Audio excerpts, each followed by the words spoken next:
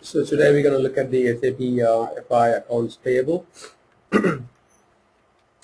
Same as the other modules within SAP, you have master data, which is basically in GL you have vendors. Sorry, you have GL accounts. In AP, the master data would be your vendors. And then you have your transaction processing, transaction data. In GL, you're actually posting debits and credits. In AP, you will have posting invoices. And the transaction you will use here is the FB60. And then to create the master data, it's called FK01 and FB60. And then you run the payments, it's the F110.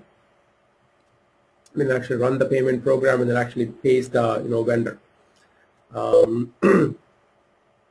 And then you do the account analysis. Here, in the GL, you're doing the account analysis for the GL account. Here, you do the accounting analysis for the vendor. What do you look at? Open items, balance in the vendor accounts, vendor aging, payment aging reports, and all those things. And then you do the periodic processing. Periodic processing is the closing, right? Every month you close the books for AP. And how do you close it? You go to the payment variant, right? Payment variant, and then you have a plus. You have a plus for the whole thing, and then there should be like a D, and a K. K is for the vendors. You close the K, and then you close the AP. Means nobody can post the invoices into the system. And then you do reporting. What kind of reporting you do in AP? Basically, how much do I owe for that what are your outstanding payables, obviously, and what are your top 10 vendors that you need to pay, and your aging report, not aging report in this case, sorry, but future reports. How are there payments coming in the front, like weekly, monthly? You can see the future payments that you need to make. Why? Because you need to get that money. Let's say you have a large payment coming in a month, you need to get the cash ready in the bank, right? Typically, you don't put the cash in the bank all the time. So what do? Is they invest it based on the future payments. They usually move the money from investments to the cash, and then you do reporting and stuff. Same process. Every module follows the same process. Accounts payable, you have master data. In this case, vendors. Transaction data is invoices. Payments is your means to actual disbursements, checks, wires, ACH, SEPA, PayPal, whatever you're taking, all payment types. Then you do account analysis, do periodic processing, and you're done your reporting. So master data, just like your GL. How many levels is a GL? 3 levels, right? What is a high level, chart of account level, and then company code level? Okay. Client level, chart of account level. All actually you can say to chart of account level, company code, but it is also client level. Yeah. And also same thing here, the 3. At the client level is general data, just the name of the vendor, just the address of the vendor. When you create something at the general level, it's available to be used at the company code level, but you cannot create it in the invoice because the vendor doesn't exist at the company code level. Same thing like the chart of accounts. You created the chart of account level, but it's not available in all the company codes to be used. So same thing here. So you created the general level, vendor Halliburton, and your Google, and it's you have 160 company codes. Nobody can use it at that point. When you copy it to US company code, then you can use it. And same thing has another view down below. It's called the purchasing view. Purchasing view means which purchasing department is going to be interacting with that particular vendor. So Google has vendor Halliburton, and Halliburton can now be used in US company codes. But let's say Google has a cell phone plant in Chicago, and that is run by a purchasing group called Midwest Purchasing Group. But that purchasing group still cannot deal with that particular vendor unless you have a view for that guy. Okay, reason being, input terms, how what are some conditions that I'm going to deal with the vendor that are specific to the purchasing organization. And you can change a vendor. Obviously, you can block a vendor for transacting, and you can mark a vendor for deletion, and then run another program and kind of delete it completely. Just like what do you have in the GL? You have account groups, right? And why do you have account groups? What's the reason behind account groups? No, to account grouping is just putting in the shelves, right? It's similar to putting things in shelves. Organizing helps you organize things, right? Account groups, right? You have one account group for AP, one account group for AP, one account group for assets, one account group for cash, one account group for revenue, right? Yeah, it helps you organize things, right? That's the same thing. Account groups here helps you organize vendors. So vendors could be local vendors, foreign vendors, organic vendors.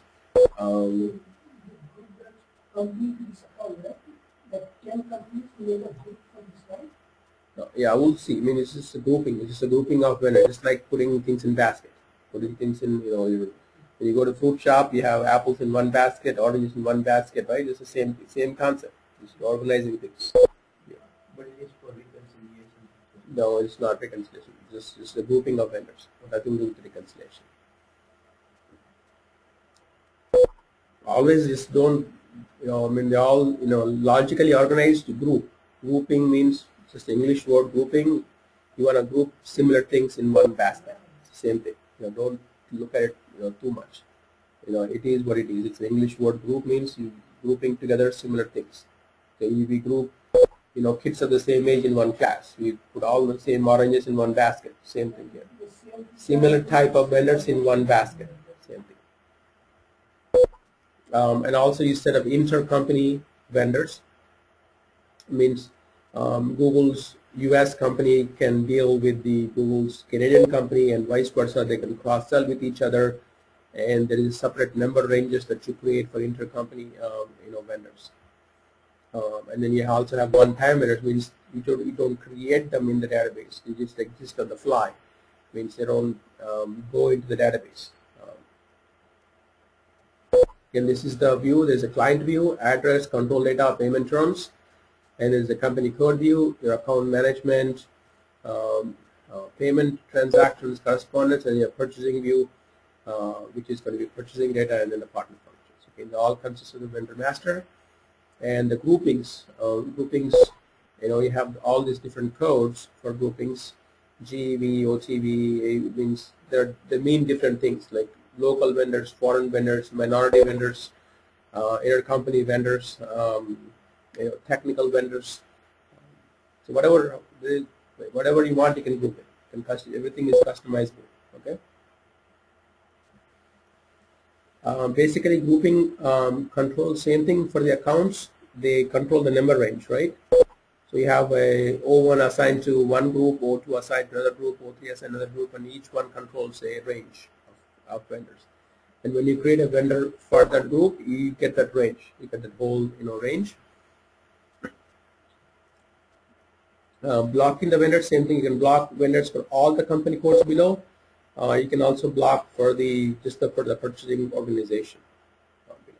And you give a block and reason, so no more invoices will be posted to that particular vendor. Deletion flags, just all areas, means across the board, are only for some company codes, only for some purchasing organizations, right?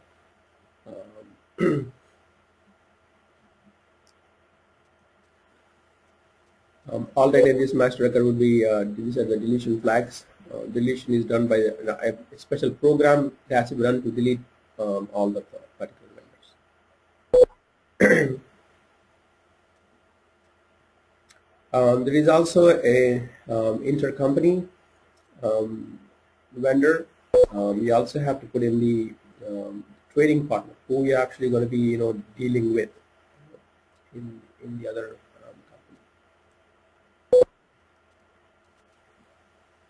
Use one-time vendor to avoid large number of vendors being created in the system. Let's say making a special payment for a party. They're just organizing, bringing just the balloons, and you don't need to pay them for a vendor. It's just a one-time thing, and you need to pay him a check. You don't need to put them in the database, so just on the fly. You enter a transaction, mark them as one-time vendor, and it doesn't store it. You can still cut the check for that guy, and you can see them on the invoice, but it doesn't store in the vendor master record. And the next one is invoice processing. Invoice processing is actually posting an invoice. You can post a credit memo to the particular vendor. You can make a down payment to the vendor. You're posting foreign currency transactions, means invoice in a foreign currency.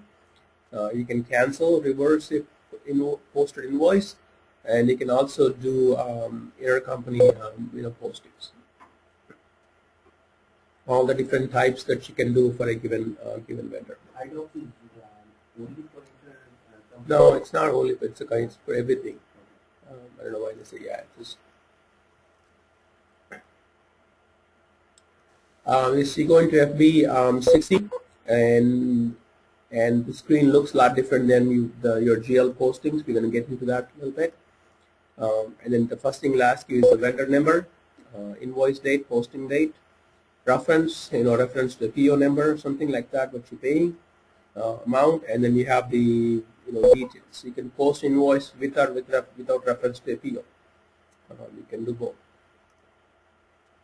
Same thing, invoice, you can do park, hold, and post. Same concepts.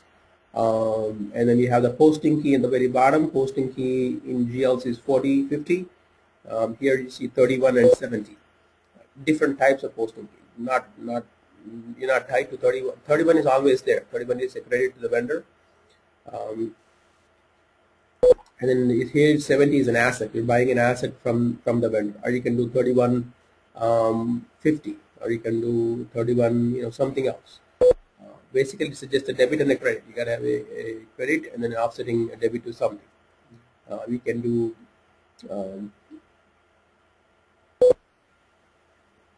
and you can simulate. Simulate is very useful here because you're paying a large amount of taxes, freight, discounts. So simulate comes very handy in the invoice document because it derives a lot of accounts, additional accounts. Park held, same thing, same concepts. Document park edit post, same thing. And there is a special GL indicator allows the user to post a document to an alternate GL account instead of a normal vendor reconciliation account.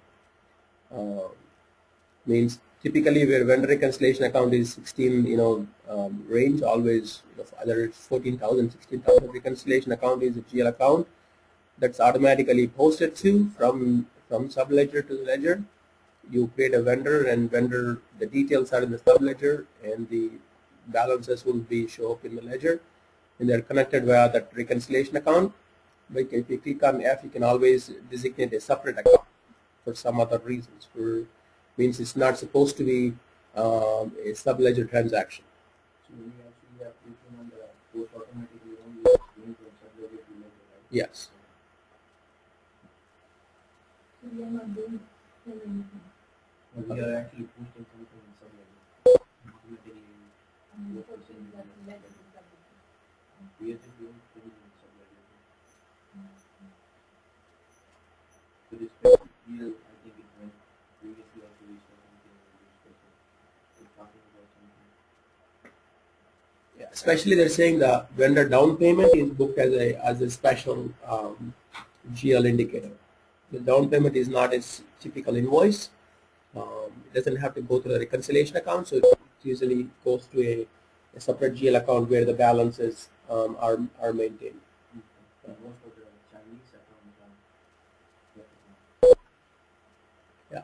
So in this case, they made a bank account, so you debit to the bank account, the cash went out, and you give a credit to the vendor. Vendor, you're making money to the vendor, credit to the vendor. But how do you track it, right? You have to track that in a special GL account. If it is a regular invoice, you track it in a 16,000 account that needs to be paid out. But here it's going to be on the special, saying called vendor down payment account, 19 series account, and that's going to get cleared when actually the real invoice comes in, right? Making an payment ahead of time. When the real invoice comes in, you don't make a payment at that time. You just clear that with that account.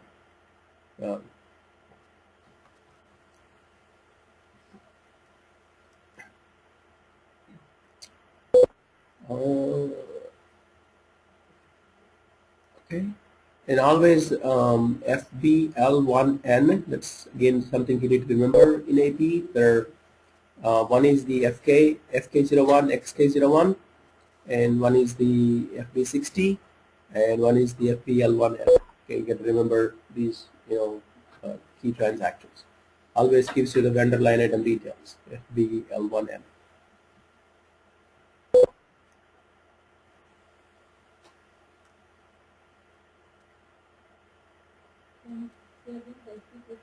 I'll show you all those. Don't worry. For every company code, there is a company code currency, right? That's the default currency, and if it is not the same, then it's going to be a foreign currency document for a particular invoice. And if it is a foreign currency, system takes the amount from the cash that you posted and converts it, and then you see them in three different things, right? You have a document currency and you have a foreign currency, and then you have a local currency and a company code.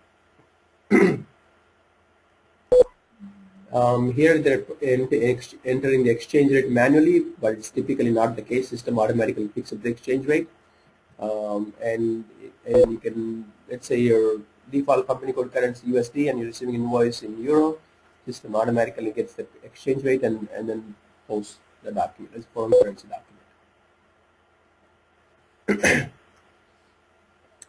You can reverse for any reason. You can reverse the document, or you can post a reversed entry, right? You can do two things. Either way, it's the same thing. You can also do a mass reverse. So the interface came in from your travel department, and you can reverse. Everything is wrong. You can do a mass reversal for the whole document. And you can also do intercompany postings. Intercompany posting means I'm selling a Google US is selling to Google Canada, right? So one is the vendor, the other guy is the customer, right? And then they could be selling to you, so you become the customer, and they become the vice versa in this case. So your AP is my AR is your AP in both cases. And this shows is A1 company limited. AR means accounts receivable, means you're selling something to A limited. A limited has to pay you, and that's payable to A1 limited.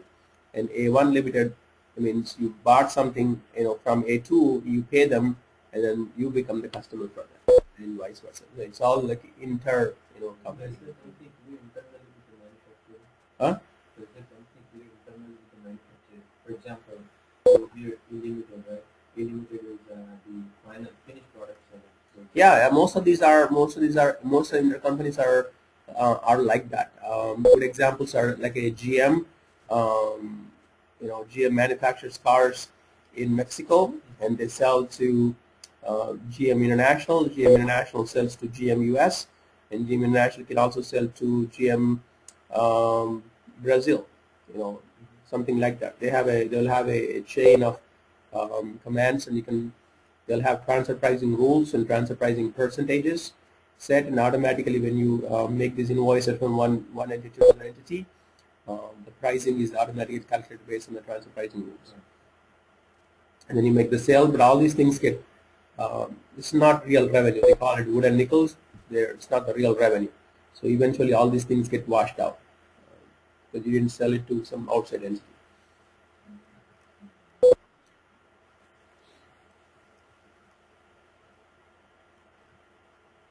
Again, this is from the logistics side. On the logistics side, you also post invoices, but this is with respect to a PO.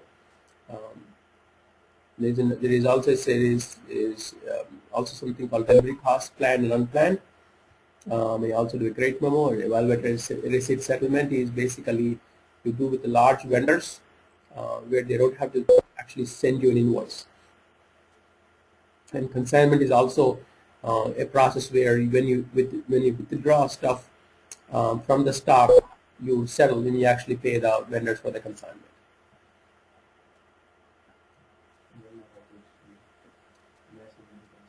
Yeah, and this is the procurement cycle. Company has a requirements. They need to buy laptop or projector, and you get a quotation from your local vendor. and you determine where you're going to be buying your laptop from. You make the vendor selection, you issue a PO back to the vendor, and you receive the actual stuff, and you receive the invoice later. You pay a particular vendor.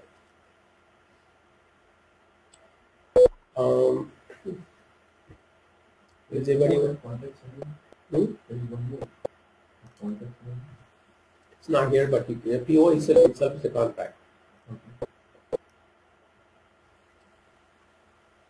Okay. Okay, in this case, the one shows that you received the goods, means you're debiting to a goods inventory account there, your goods went up, and then you're debiting to a GRIR account, means you received the goods but you didn't receive the invoice.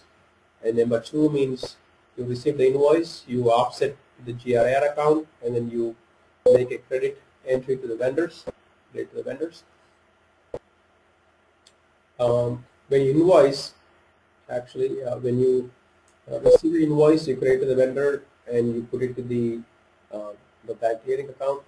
And when you actually receive the invoice, you clear the vendor and then clear your GRIR account. And then when you actually make the check payment, you clear the bank clearing account and then debit your cash account. You should be very thorough with this thing. In interviews, they'll ask you the flow. Okay?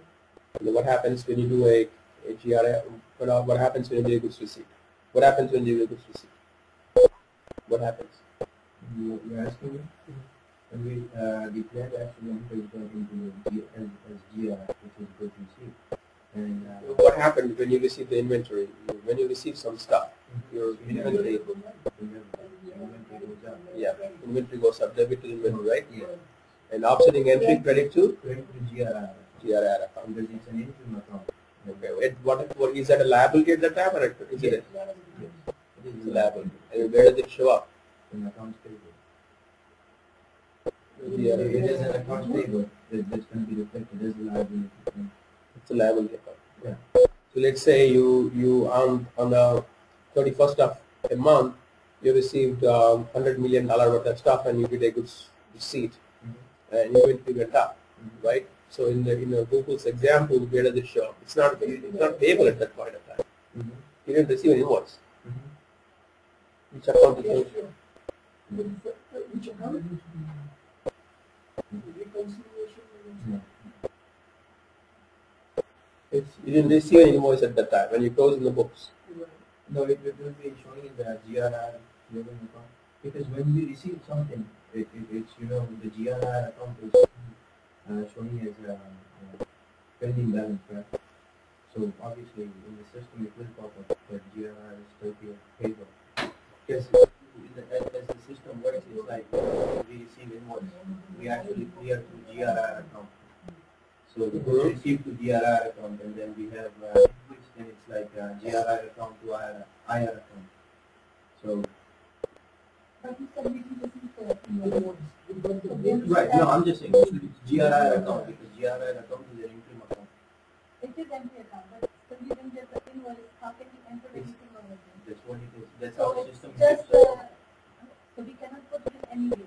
It's just like that we got it. The goods we got in inventory, but we have no system to So put it it will go in the in. inventory then. Yeah, just when you go. But still, it should be reflected somewhere else, right? Oh, when inventory went up, it's going to show up as inventory in the Google balance sheet. Definitely, it's going to show up there. But it has to reflect the liability side also. Right. And it's GRR account, I don't know where it's going. Yeah, I mean, it depends. We have to look at. Yeah. Because the company, they are showing GRR as accounts payable.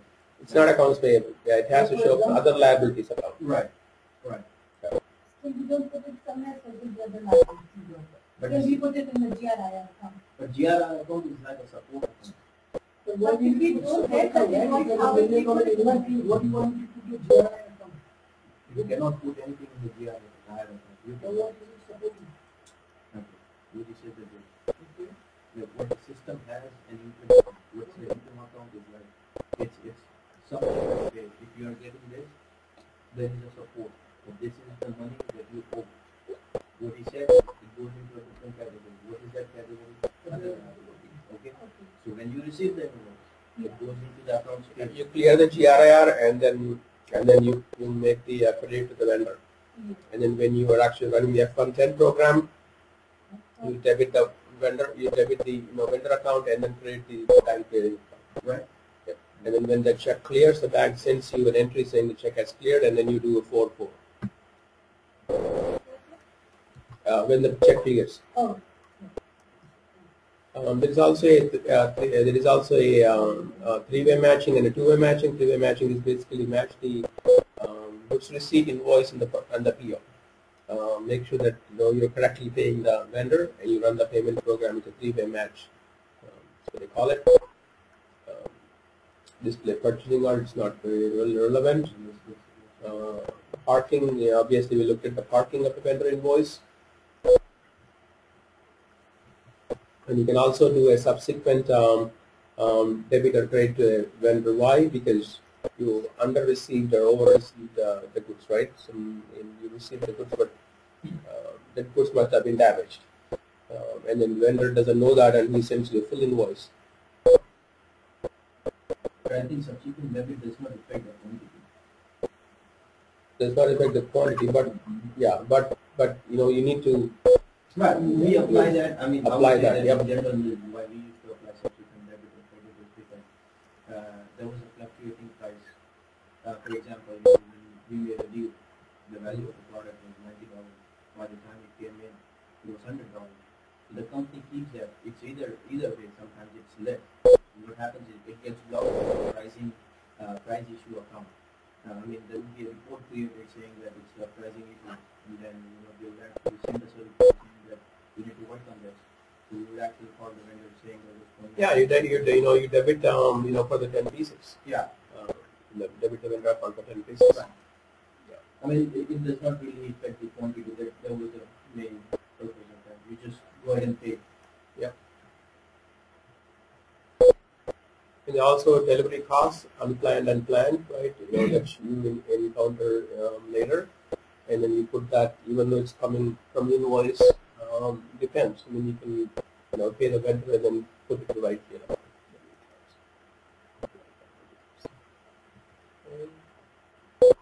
Credit memo, debit memo. Here the PO says 100, but the invoice says 80 pieces. So the goods receipt was actually 50 pieces. So issue a subsequent credit adjustment in this case. What is the good receipt? Good receipt was 50 pieces, but Invoice says 80 pieces. Okay. Yep. But good receipt was 50 pieces. 50 So pieces. that's 30 pieces difference, right?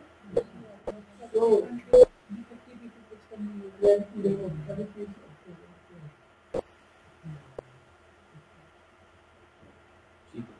Yeah, people like that.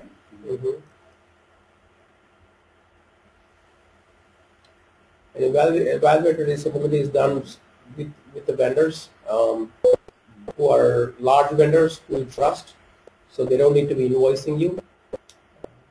So as soon as you do a goods receipt, you pay them. It's just a different process. There are multiple material lines. Goods receipts. Yeah, goods receipts are settled automatically. The system posts the invoice document based on the goods that you have received.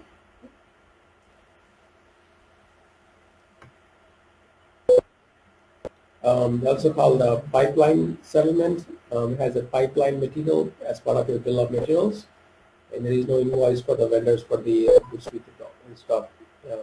A limiter will settle for the poster with the dogs and issue a settlement statement to the vendor.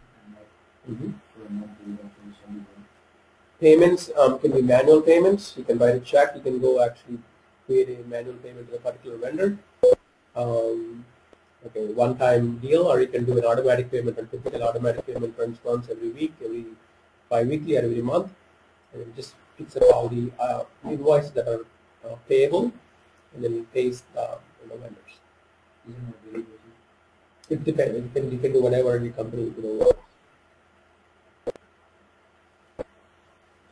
Manual outgoing payment is just like a posting that you make. It's a transaction. You put the vendor, and then you put in the pick the open item that refers to the invoice. It actually clears the particular open item and actually makes a payment to the vendor, and then you print the check, one single check and send it.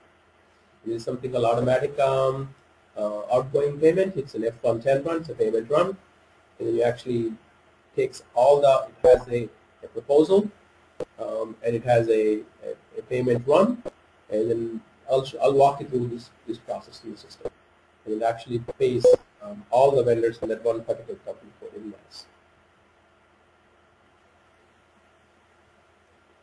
You have invoices or payment requests are entered, open invoices are analyzed, and invoices are proposed for payment. It will do a proposal run. So what are all the invoices you're going to be paying? And then payments are modified depending on the proposal. Either invoice are blocked, you don't want to pay this particular vendor at that particular point of time, you have an issue with the payment, you want to block it, you can make adjustments, then you approve the payments and invoices are paid. This is the EFT process, right? Not the EFT process, it could be anything, any process. It's called a front-end payment. So in these steps is you maintain the parameters, you do a scheduled proposal, you edit the proposal, and you schedule the payments, and you actually schedule the payment run, final payment run. And the payment program needs all these things. It needs invoice, it needs the selection parameters, it needs the master data, the vendor master data, and it also needs the parameters. And then the payment program needs, and then makes it. It's the most important program actually in the whole of FI. F110, and you need to really, it's a very complicated program, and you really need to master it. A lot of people in my class, I don't think I have very few, maybe less than 5% of people ever actually ran it successfully. You do a payment parameter right here, and it's saying only company code 1200 need to be paid, and it's putting the vendor range 1 to 9999. And payment method in this case would be, and we'll see what that means, if you say check, and you put the next payment run, and you put in the posting date when you want the system making postings, and this is the proposal that's going to show. So it's going to show a red means it's all exceptions. It's going to show green lines that will be paid. It'll show the vendor number, and it'll show the payment method that it's going to be making. It'll show the exceptions and the amount that it's going to actually pay, and the currency it's going to pay. If you like this proposal, you see a red and you see green. Red means not going to pay, green means it's going to pay. You double click on the items that it's going to pay, you make adjustments, and you click on the button and you're done. The money just goes out.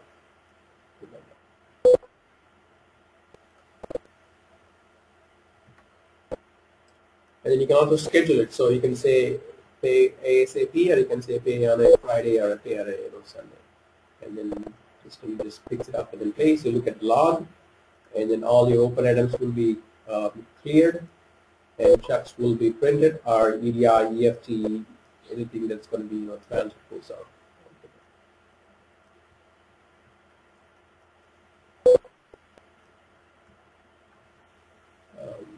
And then you can always look at the payment list, the actual list of payments that are actually. In your account analysis, you look at the line item display for each vendor. You also look at the account clearing process. All the documents that are cleared are still not cleared for some reason. And FK10N is the vendor display line item balances. FBL1N is the display at the line item level. It's at the higher level. Green means it's cleared, yellow means it's parked, red means it's open item. And you'll see cleared open items. You'll actually see a clearing document being posted. And you'll see a clearing account being posted.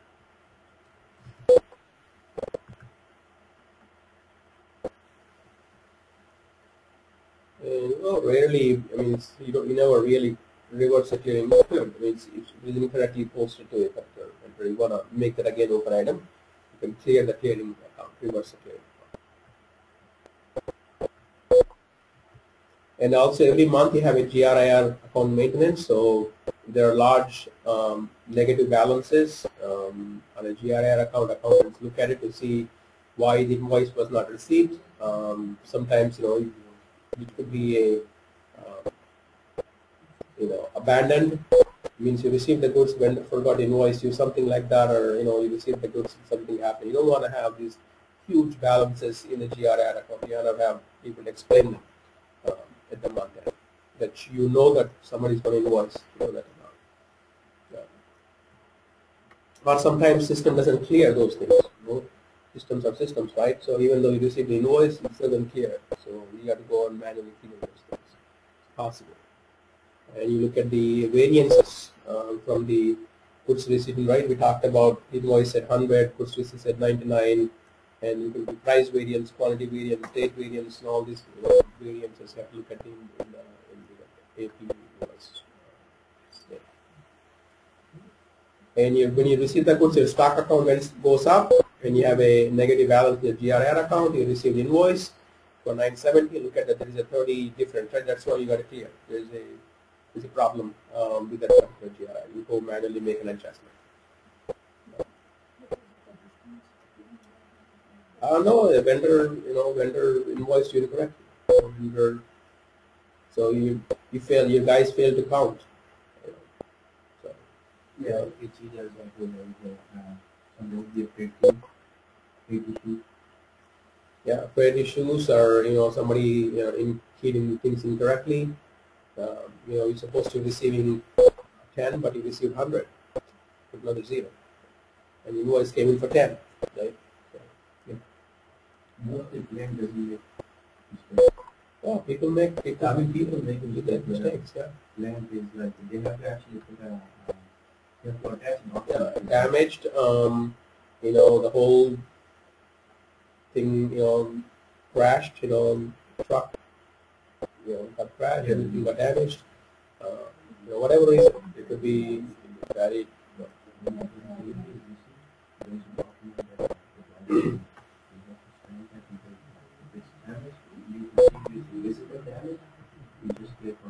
If not, there is another standard for possibility of damage. So in that case, the company actually checks for that and if it's received or they will do that.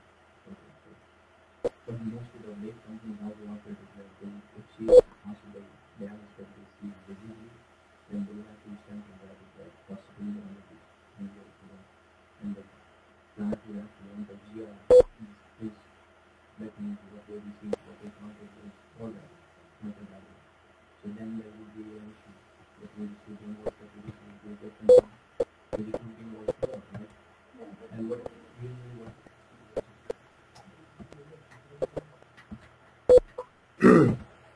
So the transaction code to create invoice is FB60. Okay, and then we are here. The company code that we're going to be using is 1000, and I'm going to be putting in vendor 1000, and invoice date and posting date are going to be the same thing. And then typically what you do is you debit the expense account. Okay, so let me see if I can find a good expense account, or if not, maybe this is a good expense account. Let's see. Okay, it's not bad. Accounting for this new object, and then it's 1000. Okay. Looks like that is a good AGL account to debit to. So I'm crediting the vendor and debiting my expense account. That's pretty typical. And the invoice amount is going to be $1,000, and I'm just going to put $1,000. So now it's going to balance. So my balance. Amount in the document currency and the amount to balance that? No, I mean the line item. No, this is the document, the entire document currency, and this is the line item. So I only have one line item. I can put multiple line items, but some of these line items need to match this one. That's what it's asking. Okay, so now that just one line item, that's one just Yep. If I put another one here, okay, then it's going to be out of balance. Yeah. can you do that? Yeah.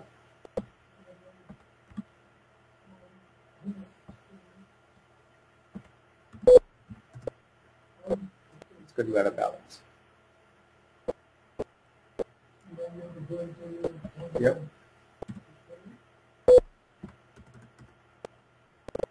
I know it's been balanced. I can create as many line items as I want. Over here I can delete as many line items as I want. And this is my basic vendor, my invoice date, posting date, that's the total document currency, and this is the payment term. These are coming from the vendor. When I create a vendor, I put in the payment terms and it's getting picked up. And this is my vendor address. This is all coming from the vendor master that I created previously. I can take a look at my vendor. That's my vendor information. I can go through all the screens for the vendor. We will see how the vendor gets created. I have the same transactions here: hold, park, simulate, post, just like my GL. I can do all those things, and I can click on the payment tab here. Here you can say what payment method you're going to pay. You're going to pay check. You're going to pay. You can drop down here. So we have SEPA. We have international check. That's a payment method. Now, yeah. You have a wire transfer. You have so many different things. Payment method. Okay. So I'll just put a C. Here I'll just put a net zero. I'm just going to pay it ASAP.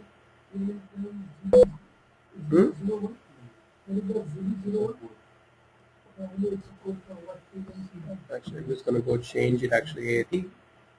Immediately net due. C is a check.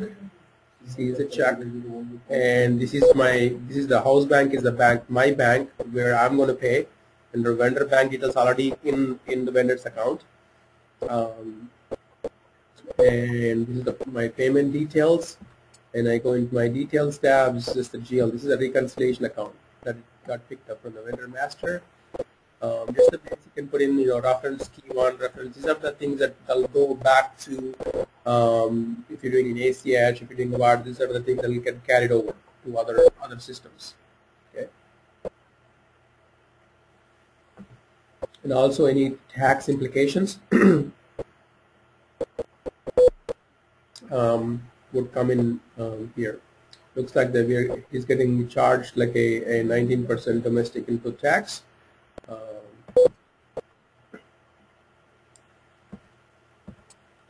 And this is how I see my group currency. The same thing. In this case, everything is the same because my group is the same, my local is the same, my foreign is the same, everything is the same. So everything is going to show up the same. If you want, you can do all that, and you can also do a simulated run. And yeah, something it's not correcting tax amount correctly. It's just a warning at this point of time. Hopefully it should have calculated tax, but it did not. I don't know why. We have to figure that out later. Let me see if it did not. It did the correct GL account, but did not do the amount. It should have picked up 19% here, but it's not 19%. So something wrong with the tax systems. And I'm ready to post this document. I'll have an invoice now. So the tax, if you mentioned here, it's not tolerance. No. We have. I mean, you just have to pick the tax code, and the system should have picked up the tax amount. So now we just simulate. That's why we came to the line. It's not picking up. We do simulation just to see if the right or wrong, right? And we directly put it. I posted direct. So once might get wrong if I don't simulate, right? Yeah. Yeah. I mean, yeah. And then.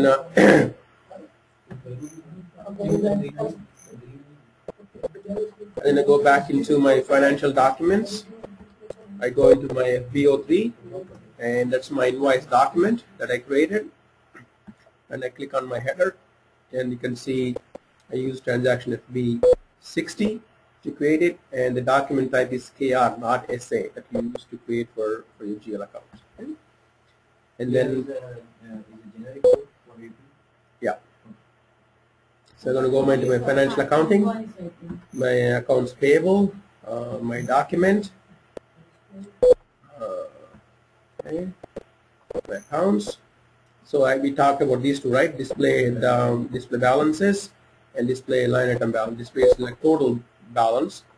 So I have a cumulative, balance of $229,000 dollars for this particular vendor. And mostly this is like a credit balance at this point. So we have not been paying this guy. I can also look at the FBL1N where it will show you open items. So I can say all items, okay, for vendor 1000. And it should show the one that we created 90001. This is the one we created. See 1001. See, it shows red right here, right? It's an open item at this point. It's already posted, but it's open, means I haven't paid this invoice yet. All these are invoices ready to be paid, ready to be I can look at the details, and this is the invoice I posted, so I can come in either ways from from FBO1 or also from here. Huh? They can also say show me only open items, and it'll show only my open items. Or I can say show me all the cleared items or show me all items, all posted documents. I can give you a vendor range. I can give you, give me special transactions and such and such. This is at the higher level. This is at the line item level, FPL1M. Okay. Master records here is FKO1, right? Display. I'm just going to display this one. This is the vendor record. This is the one that we created, FKO1. So these are all the different screens. This is the reconciliation account that we have to put in when we create a particular vendor. And this is the payment terms. Okay. FTBO1 means it's a net 45, and my payment method, default payment method for this guy is U, and that's done. So I can also take, what I can do is create a vendor, FKO1. I'm just going to copy this vendor from another vendor. So 001 is a general vendor. It's just, there's nothing to it. So we get test vendor. So because I used a reference, it's going to copy a lot of information. I don't need to type everything, and I'm just going to hit enter, enter, enter. And we say it's pretty easy, right? Because everything gets copied over. And I save it now. I have a new something. Okay, some breakpoint thing. Somebody stop it.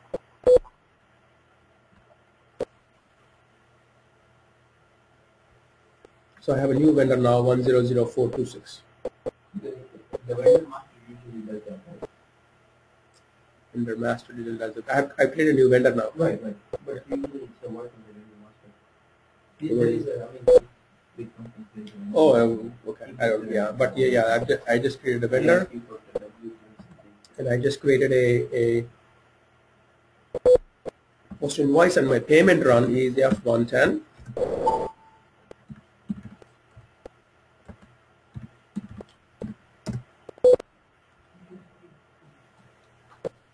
Okay, so I'm just gonna look at some payments that are successful that have been posted, and I'm gonna do VP something like that. Parameters. My company code is going to be 1000. Payment method is going to be check. My next payment run is going to be what's called 2014. I'm just going to do L2 times 4. My vendor, I'm just going to only process 1000. Okay.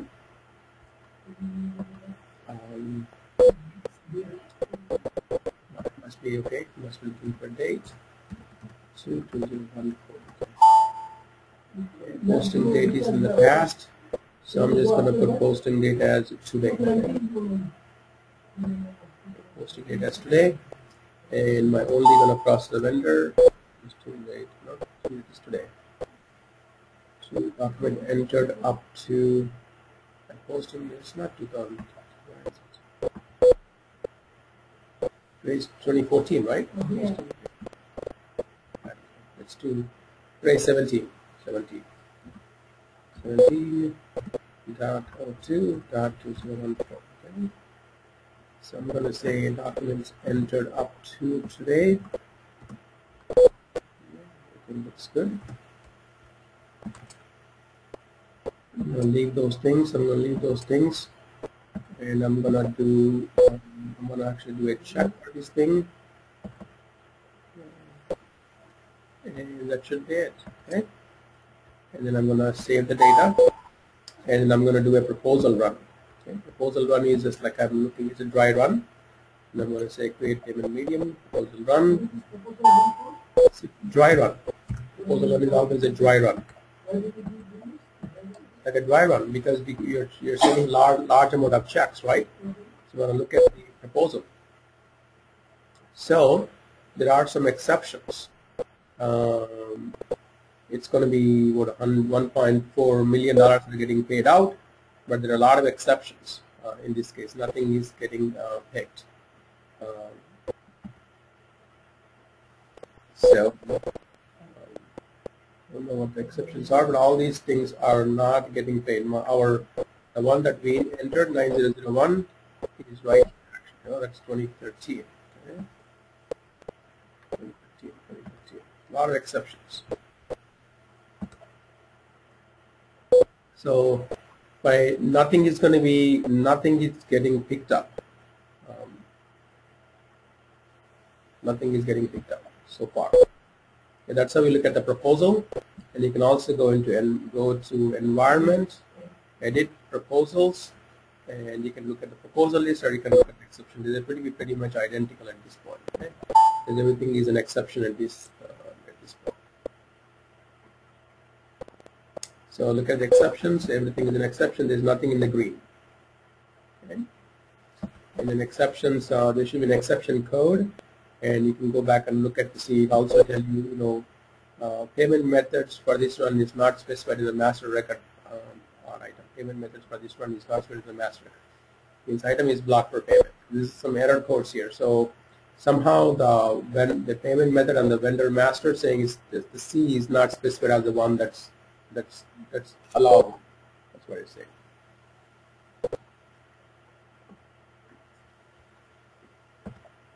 Okay. So let me see. FKO2 1000. Just change. Right.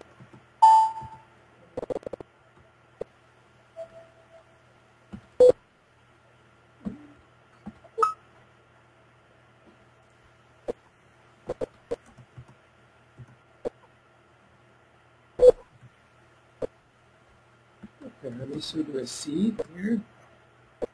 And then see if that'll work.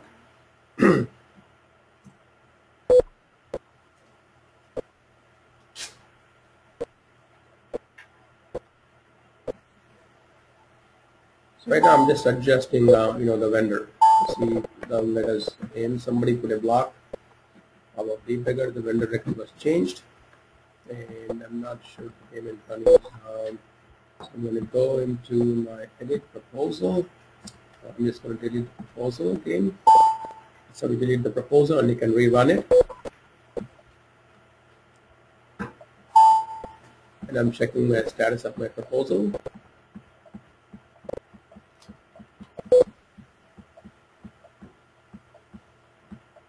So whenever it's taking longer, you know that something good is happening. Because, looks like we're gonna see some activity now. So I'm just going to look at the proposal. Oh, good. So we got one that's getting picked up. Everything is in red, but there is at least one payment that it liked that is due, and it's in green. And it's definitely not the one that we posted. It's something else.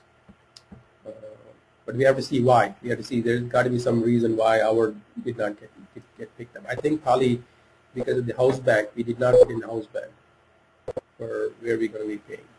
But there is one document, we can actually go look at the document. So we didn't put the date, right? We were having the date issue. Yeah, there's something wrong with our document that we, but there is at least one that's ready to be processed. And this is the document number actually. It's 510003 is the document number. It was entered in 2010. It looks good. Like this, everything is good. You can go and actually double click on the document, actually find it and see. If you're actually creating invoices, you better use this one to copy invoices to create exactly like this if you want to see it to be created. Okay. So my proposal, at least I'm getting picked up one. Okay, that's good. And now I'm going to do a payment run, and I'm going to start immediately. And that one payment, the $606 payment, it's going to be released now. Okay, and you can go back now and you can look at all the documents in the back end, the sequence, how everything flows. Okay, you should be able to see, that we talked about clearing, credit the vendor, debit the vendor, and all those things you should be able to see in the back end. Clearing document, open item, all those things you should be able to see in the back end. So my payment, well, look, see, one generated, one come. You should see these numbers. That means it's good. It means one payment actually got paid. It means there should be one open item that got cleared, and then it debits the cash clearing account at this point. It credits the cash clearing account at this point. Okay. I can also look at. I can go edit payments, and I can see display. Okay, it's green and it got picked up. Yep, got picked up. And there's a lot of information here. Okay, there is just a payment display. There is a payment list. There is an exception list. Let's go look at the payment list. Okay, so now it shows the details of these. What documents that it actually created, because it's creating a lot of documents, right? It's going to show you all the documents that it actually created in the payment list.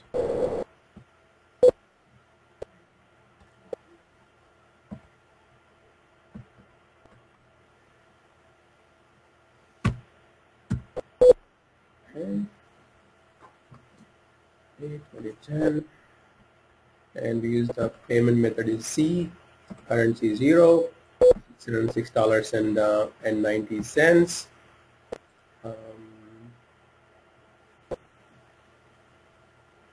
And there was an international check, and house bank it uses 5007. That's the thing.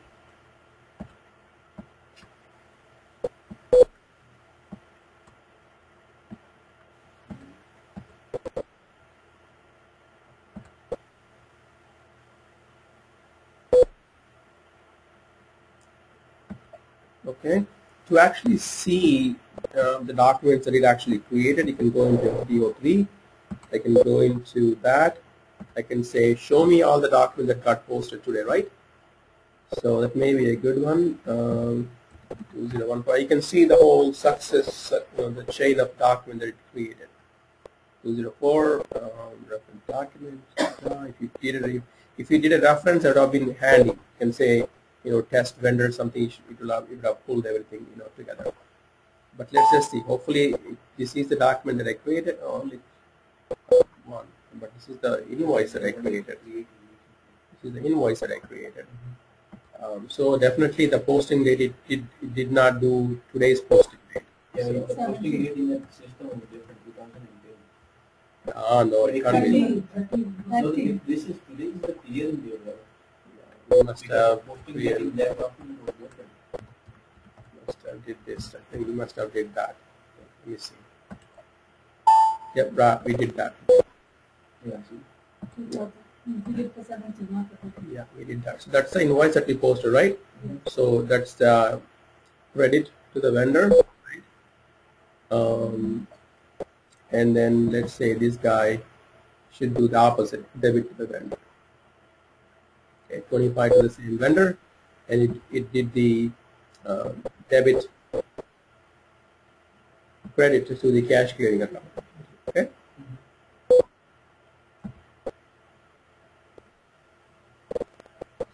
Yeah, credit to the cash clearing account, and then it cleared the vendor open item. Okay. And And then if you go back here, what should have it created? It should have cleared the open item, right? We should have seen a what? Clearing document, right? Yep. So if you double click on it here, you should see a clearing document right here. So clearing document should have cleared the open item, but actually this is the clearing document. Actually. So this is the clearing document. So this is the invoice, and this is the clearing document. Invoice is KR, the clearing document is ZP, and you'll see the opposite entries being posted. Vendors created both sides. 31, and here it is 25. And then now it's going to be, what is this account? This is the cash account, right? So now the cash really did not clear yet. We cannot simulate the second one. Second one, actually, the bank needs to send an entry saying that clear this and then credit the cash.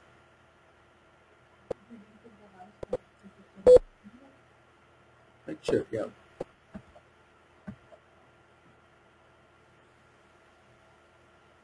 Okay. Press roll documents automatically do the same thing. So, I mean, this is kind of looks easy, but I would like you to simulate this thing. It won't work when you try to do it. Okay.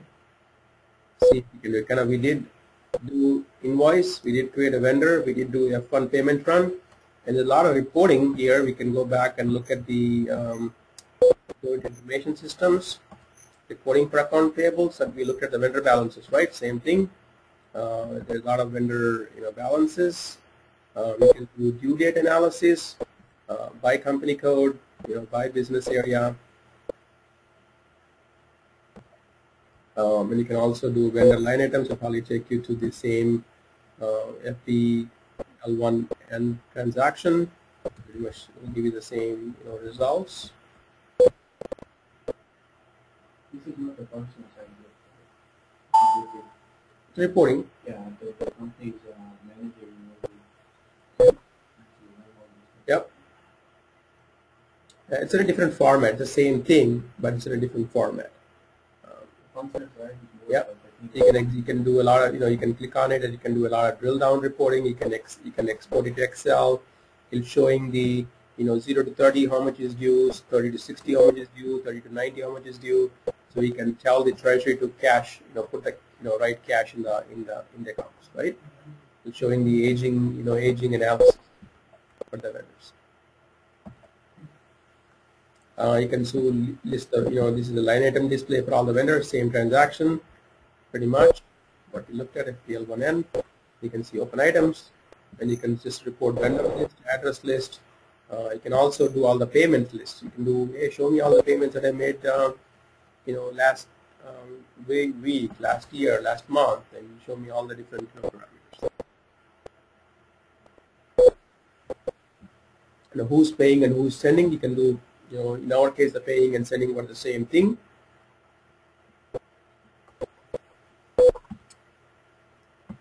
You can do a lot of selections, and you can come up with a payment list.